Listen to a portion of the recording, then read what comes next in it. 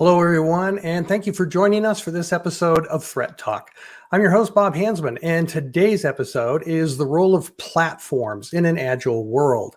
Now, originally, platforms were designed to provide some sort of a stable foundation that would eliminate or at least minimize the impact of other things that were going on around them. And there's different kinds of platforms. I've used them in engineering and development. And of course, we have them as platforms for various applications.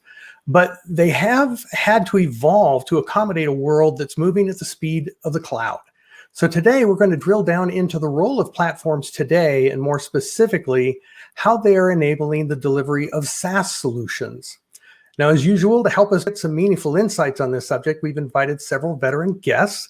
Unfortunately, Anthony James, the Infoblox Vice President, has had a last-minute conflict, but he's provided us with Krupa Srivasthan, Director of Product Marketing over Security at Infoblox. Thank you for joining us, Krupa. Hey, Bob. Glad to be here. And we also have Troy Hager, the Senior Director of SaaS Platforms for Infoblox. Welcome, Troy. Hey, Bob. Hey, Krupa. Glad to join today. I love to always talk about all things platforms, so glad to be here. Yeah, it's kind of your life. And so in order to set the stage, I actually did want to start with you, Troy, and ask a question to establish some of the vocabulary. As I mentioned in the intro, platform can mean all sorts of things, but SaaS also means all sorts of things. Now, even though our audience is familiar with SaaS, that as a service phrase is getting tacked onto all sorts of terms. So since you're on the platform side managing SaaS platforms, can you clarify the difference between them and the connection between a SaaS and a PaaS, platform as a service? Sure. Yeah. I mean, I'll take a shot. I think the lines are always getting a little bit closer, as you know, and I think you talked about when there is some confusion there. I think when we think about platform as a service, first of all, providers deliver a platform to their customers, enabling them to develop, kind of do full software development, run data, perform operations, and manage business applications, right? So The key point there is really it's without the need to build and maintain the infrastructure. So when we think of the likes of AWS or Azure or IBM or Oracle, those types of offerings. When we think about SaaS, as you said, I mean, it is generally, we think of software delivery, we think of subscription, we think of a very specific or prescribed set of features or capabilities that a customer of the software can subscribe to the SaaS service. So when we look at platform benefits and we think about, well, when we say at Infoblox, we're building a platform, we're thinking about how do we enable our SaaS applications to have scalability, resiliency, be highly available, and support the underlying foundational services? So it takes a lot of work. We approach our platform build out with a full new microservice-based architecture, and it takes a lot of strategy, a lot of common services, and build out to kind of drive that forward. And the platform is what's providing those common services, right? Correct. Yeah. When we think about successful platforms, what we measure kind of against is what's our ability to kind of expedite the solutions go to market? Can we rapidly provide new solution or service introductions for SaaS? Can we increase our customer satisfaction with enabling new services? I mean, we come from a long, rich heritage of delivering kind of annual networking services in our NIOS updates. And so thinking about transforming that, what you go through to move into kind of a rapid agile methodology, cloud-based SaaS platform development. So it's very, very comprehensive. So.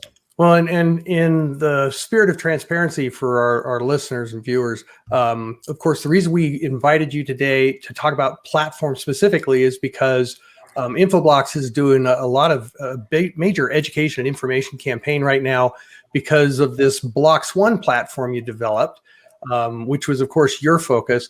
And there are several products built on that platform. There is a DDI, which is your DNS, DHCP, and IPAM solution set. That's been built on top of it. There's also a security set, which Krupa, that's your product, which kind of leads me to, this is another interesting thing. We've got a platform product manager. That's you, Troy. but the products on top of it are being managed by other product managers. And so you're offloading a lot of the things that they would have to hassle with, right? Yeah, I mean, when we think about the platform development and all the core infrastructure and microservices that we build out, I mean, how we think about that is what are the common underlying services that we can take away from requiring those apps? So things like authentication and logging and metrics collection and building out our data lake and our data analytics and data science capabilities, which drives that threat intelligence and some of our networking analytics. So, I think there's a lot reporting services and ecosystem integration. So all of those things can be extracted from the actual go-to-market capability. So what would those be? So in security, we offer things like the DNS firewall and the threat intelligence services and the investigations and all of those types of capabilities. All of those, and in networking, you have DNS and DHCP and IPAM services. So when you look across all of them, they all need authentication, single sign-on, logging, metrics. So by up-leveling those core services to the platform, we're able to kind of bring on more incremental SaaS solutions in a much more rapid pace. So I'm kind of thinking about this. So that means even managing storage, databases and things like that, you're providing that infrastructure. So they just have to figure out what information they need to store, what they need to sort through, what they're searching for, but you're handling all of that heavy lifting. Now, again, as a developer, when I got into the industry decades ago, I remember just the database alone was my major headache. So when they have problems, you're their tech support. When they need a new feature, they ask you if the infrastructure can handle it. And if not, you have to build that because they need something new, right? Yeah, I mean, all that plumbing, all of the transactional support, all of the data storage, all the cloud computing, when we think about compute and Elastic and all of the different technologies. I mean, probably back when you were developing software, Bob, you had one database, right? And it was a relational database, and then we moved to, the database technologies have changed and they continue. Storage, how you store, how you organize data. So we deploy 4 or 5 different database strategies within one offering. So yeah, I think, but again, like you said, the way to think about it is the core plumbing, the core foundational services. And I don't know that I'd like to think of ourselves as their tech support, but I'll leave that for you and the team to discuss further. Well, and actually, I want to bring Krupa in here because there's a very interesting thing that we're talking about here, kind of getting a little off platforms, but you've enabled something that a lot of people are talking about. Forrester calls it the Zero Trust Edge. Gartner's calling it Sassy, because you've got a network product and you have a security product, and they're both running on a single platform. So, Krupa, how does this, we're not presenting this as a SASE solution or anything, but this is like the poster child of what I remember Gartner presenting when they first came out with SASE, that networking and security needed to work together to deliver the benefits that people need for security and for networking. Yeah. And as we all know, SASE stands for Secure Access Service Edge. And the idea here is to combine networking and security functions, together with capabilities like WAN and security capabilities like firewall as a service, secure web gateway, ZTNA, right, zero trust, and DNS security, right? So SASE is not a product. It's not like something that you buy, like a solution, and you checked your box. Yes, I've got SASE, right? It's a vision. It's more of a model for companies to think about how to provide networking and security services wherever the users are. We talk a lot about anywhere workplace and hybrid workplace. So, and it is becoming a reality, right? Even post-pandemic, after the recovery, companies are still going to allow their employees to work from anywhere, at least part of their work week, right? Maybe they don't come into the office 5 days a week. So now you've got this larger volume of people working from anywhere. You've got the edge, you've got branch offices, even non-standard edge, right? IoT edge, things like that. So how do you extend your standard networking and security services to those locations is what kind of SASE is about. And you're right, the underlying core component for Sassy is a cloud native platform that can deliver that networking and security functions to those edge locations. And yeah, we're not saying that Infoblox has a Sassy solution, but there are several components that are required for a successful Sassy model, including identity and context of the device, of the user, right? Where he's connecting from. Is he authorized to access these applications? So there's a lot of identity related information, both for user and device in our platform, which is our DHCP and IPAM platform, which provides that level of context and visibility for Sassy use cases, so to speak, right? And of course, we have what we talked about earlier. We have the DNS security as a service on our Blox One platform. We call it Blox One Threat Defense, which is one of our SaaS offerings on the Blox One platform. And that can provide DNS-based security wherever the users are, at home, right? From Starbucks, on the road, right? So Sassy is a vision, it's a model. We have some components that can help with that vision. Yeah, no, and that's why I even asked the question, is because you're extending that networking visibility out to, what is now we refer to as the edge. But, historically, I've worked remote most of my career. And unless I, went via VPN, the company didn't know, what I was doing, and I also had no access to any of those network-based defenses. But by using this common platform, the security solution's able to extend those network services, even if I'm not VPNing in, if I'm just wherever doing anything on my machine, you still have that visibility and control. And that was why I was wondering how close. And I'm glad you mentioned to me, the biggest point. Sassy isn't a product, because there's so much marketing out there that they say, oh yeah, we have the Sassy product. And they make it sound like if you just buy our product, you can check the box. We have Sassy. And it's not. It's a strategy about the value of merging networking and security. And that's where you've really started here today. And you mentioned something, Troy, a little while ago. You were referring to Nios, which some of our listeners may not know. That's the on-prem solution that Infoblox has. And so if you're using this on-prem solution and you're using this whole cloud combination of Blox One cloud solutions, how does that work in a hybrid world?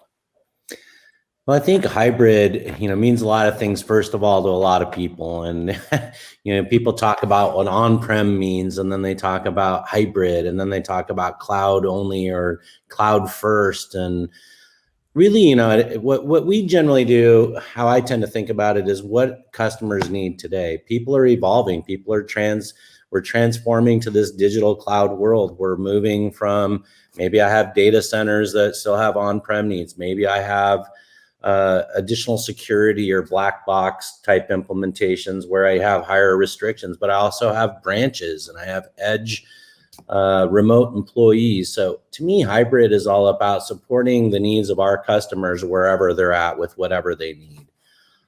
So how we go about really doing that has to be very thoughtful, and all of our SaaS solutions have been kind of designed with kind of that hybrid. If we have a customer who comes on and they're full SaaS, full cloud, we want to make sure we can support them in that initiative. If we have customers who come on and they still are in the transformation, or depending on where they're at in kind of their business process, we want to make sure that we have solutions and capabilities that match all of those needs. So that's how I think about the word hybrid. But I know that there's a lot of different folks out there with different thoughts around it. And I'm assuming that because your cloud DDI solution and the cloud security solution both need to be integrated on-prem, I imagine your platform piece that you provide does that connectivity so that they can both work together as as if they were all in one place.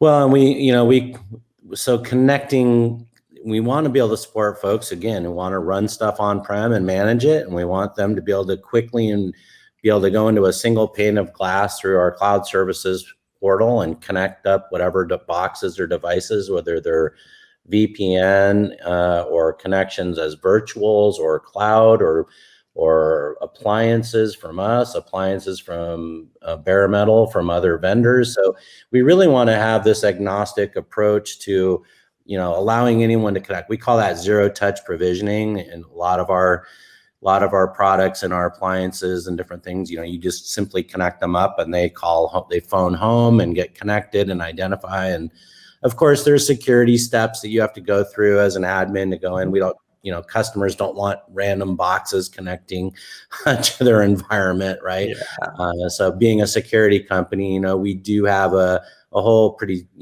a long string of checks and actions that are taken to authorize those machines to join those networks. And that's kind of like the IoT stuff that Krupa, you were mentioning a little bit earlier, which I know you've done a lot with banking and healthcare. As a matter of fact, I was just reading about a CISA warning, an FBI warning recently about a particular defibrillator that, and I can't pronounce that word, so forgive me, but the management software to manage, all of those things that might be spread across a mall or a hospital or a business, they have a central management console, and that has been compromised. It's been vulnerable, and yet it's an IoT device. It's not a computer. It's not a software you run on a computer. It's actually a separate device that they have. And so if you have, and I hadn't thought about it because the article talks about, hey, this management console's on your network. You need to know about it, but hold it. Every one of those defibrillators are also on my network because they're all, that's how it's communicating. It's over Wi-Fi that all of this is being connected. So your network is communicating and handling the traffic for those devices. So yeah, IoT kind of throws a new wrench into all of this. That's right. And I think the challenge with IoT, especially in environments like medical, hospitals, or even shop floor IoT, right? Your manufacturing, they're all non-standard devices. You cannot deploy endpoint agents on all of those devices, right? And like you said, they may be communicating through Wi-Fi or some other means. They may not all be communicating in the same way. But what's common is they all are connected to the network, and they all are, either they have IP addresses or they do DNS lookups, or they connect to an IoT gateway that has an IP address and does DNS lookups. So that's where DNS security can help secure these type of non-standard environments, right? And when you have a compromise, and this was actually one of our customer use cases where they actually had, you mentioned defibrillator, or even I can't pronounce it, but we'll get a fourth guest next time to tell us. You were closer, defibrillator, yeah. You beat Bob out by just an inch there, so. Yeah. But we did have a case where an ultrasound machine was compromised, and our DNS security was able to catch that simply because DNS is this foundational kind of layer for all networks, for all connectivity. And when you have some compromised devices trying to connect to an external destination, it does a DNS lookup. So when you use threat intel and analytics on your DNS servers, you can catch a lot of these suspicious activities, even in non-standard environments like IoT. Yeah, and again, we're using some extreme examples, but this also applies to everything from thermostats to even routers. These are devices that everybody tends to think of as an endpoint as the thing the user connects to, and it's not. It's anything that might need to communicate over the network. And so going back to the value of the platform here is that if your DDI solution, they decide they need to have more data around a particular type of device, that your IPAM technology needs to do more discovery. Because already you guys do more than just collect an IP address. You actually query the machine and ask it a lot of details, hardware versions, MAC addresses, and things like that. But if they wanted something more, they could put that request into you. So the DDI team has asked for something they want to put in their solution. Platform builds it. Now on Krupa's side, for the security product, you now have more information available and you didn't have to do a thing. Well, that's kind of the power of platform. If you would think about classic software development, if I was out there building a DNS firewall solution separate from another business unit building a networking product, you'd have most likely two different independent solutions, potentially in the old days running them both down on-prem, probably with perhaps the same type of database, maybe not. You might have different technologies underneath there. You might have them deployed on different boxes in different locations with different security protocols or communication limitations. So you have two standalone different services. Now, back in the day, we would obviously want to integrate those solutions if we were provided by a common vendor like Infoblox. And so we would use APIs or REST calls or typical classic, what I consider software integrations, to share and leverage and make more valuable customer, interactions. In a platform world, right, when you move forward to today, what you're really talking about is that you're running these things all up in the cloud in the same environment, right? Your DNS firewall, you're getting that call for a known malicious location through DNS from that ultrasound or that device in the medical device, and it's coming up. It's identified at the point of origin at the call level that it's ransomware or malware or some form of threat. And parallel to that, you're running the network services. Those things are passing through our platform at the same time. So, you're talking about one viewpoint of, well, what more can we provide if you're running both of those things? You said MAC address, IP fingerprints, all of those types of things.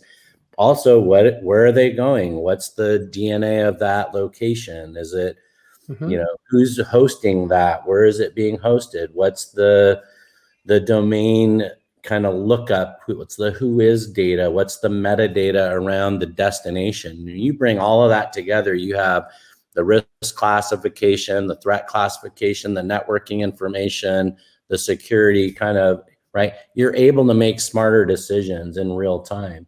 And the platform also, when we talked about, everyone's, it provides scalability and high availability and kind of all these great buzzwords. But when you think about threat intelligence, one of the things, you look at all of the historical security products out there over the years, and one thing they all have in common is they all brought down a filter, whether it's a firewall, a IP firewall, a browser, email security. They all bring down some kind of intelligence.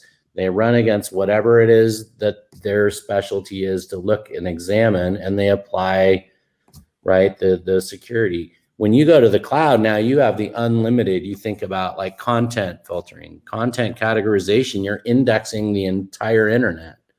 You're able to say what different types of applications are. So I think not only does it fuse all the data, it allows smarter rules, smarter policy, but it also gives you an unlimited scope. So those are some of the key platform benefits we bring. Yeah, I want to thank Krupa for introducing the word ultrasound, so we don't have to deal with that other term when trying to refer to medical devices. But you raise an interesting point here, because again, classical software development, you might buy libraries from other organizations, and that library has a whole bunch of functions. You just need one. Now they introduce a new function. You decide to use it, but the library is actually a newer version of even the functions you already use. So now you've got to test everything. So every time even one part of that library changes, your QA process is ridiculous. Now, one thing that we've done is we've moved to containers, but also by putting all of this in the cloud in small little containers, you're able to introduce new things without impacting anything else's stability or reliability. Is that correct? Yeah, I mean, it's the microservice-based architecture and running with Kubernetes and all of the different things that we do. I mean, it isn't any one piece of that allows what you're talking about. So I don't want to mislead people, but it's the general capability of combining agile methodologies with cloud development gives you a rapid response time, right, to customer demand. And customer demand may show up as what you want to bring to market for your customers, or feedback you've gotten at your customer, like cabs and tabs or advisories, or it could be coming up through our support system as things that customers report into support that they want addressed or enhanced or enriched, right? Or our product management, of course, we drive our 1 year, 3 year, 5 year roadmaps, right? Through or even just environmental things like COVID came out. That's not a business issue, a technology issue, a threat issue, and not a coding issue. It's a whole other thing. Yet you were able to respond to that because of course you got the scalability of SaaS. So, the fact that all of a sudden customers that only 10% of their people were remote, now they got 90% remote, that was easy to scale. But you're also able to adapt to, wow, now they need new ways of doing things. Because when I was a mobile, worker, and Krupa, you did a lot of research on the whole work from home thing, that, mobile workers, it used to be that when I was on the road, there were certain things I couldn't do. And everybody thought that was okay because he'll have to be back in the office someday, or he might call somebody to do it for him. But all of a sudden, everything had to be done. So the level of services you had to secure and support, provide those network services for, that just, the needs of the customer changed dramatically, not just that they were working from home, but the kind of work they did remote. That's right. And I think a lot of these changes, this work from anywhere, moving workloads to the cloud, SaaS adoption, all of them were already an upward trend before the pandemic. The pandemic just accelerated it tenfold, right? So what that means is the companies are already moving in that direction, and now you see an accelerated adoption. And that's going to stick, right? Post-pandemic, it's not like we're going to go back to in-person, on-prem world, right? So companies need that flexibility if they want to stay competitive in this labor market, and if they want to meet what their customers want and meet their customers' demands. And so while the pandemic accelerated it, a lot of things are going to stay the way they are right now, right? Or even move further in that direction of cloud first type networking and security. And one of the things that I think Troy talked about fast innovation from a product perspective, but even for customers, right? If they want to get up and running, they can do it fast with a cloud native platform and SaaS services, right? Let's say they're opening up a new branch location. They want DNS, DHCP services there, and they want DNS security there. It's super fast, right? There's no infrastructure to deploy on-prem. Everything is managed in the cloud. So all they need is, a way to access that cloud service, and they're up and running. They're up and running in terms of getting the core network services in place for that branch location. They're up and running in terms of securing that branch location. And like you mentioned, branches are also directly going to the internet. They're no longer hairpinning all the traffic to a data center, right? Because that leads to poor user experience. And so, especially in a SaaS world, when everything is, in the cloud, you don't want to hairpin all the traffic back to the data center when the applications are not in the data center; they're in the cloud. So, so I think for all those use cases, right, you will see that a cloud native solution, a cloud managed solution, brings value much faster. All right. Well, unfortunately, as usual, we've run out of topics before we ran out of time before we ran out of topics to discuss. I really wanted to dig a little more into the SaaS thing, particularly since you have that networking piece and security piece, and tied to that work from home. It means that, defenders, they've got visibility to everything they might need in one place. So some really cool stuff here. Maybe we'll do this with a part 2 later on. But for now, Krupa, I want to thank you for joining us, particularly at the last minute. No problem. And Troy, really appreciate you taking time on the product management side. You guys are really busy. So thank you for coming as well. You bet. Thanks, Bob. Good to see you guys. All right. Thanks, and Bob. I want to thank all of our viewers and our listeners for your time. So join us next time as we continue our efforts to help you stay on top of cybersecurity and ahead of cyber risks on Threat Talk.